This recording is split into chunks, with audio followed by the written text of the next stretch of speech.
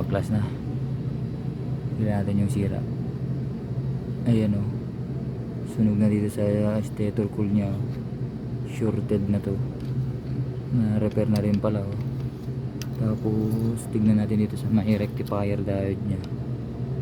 So may tendency na mababalik to. Ay, wala na rin, balik na rin.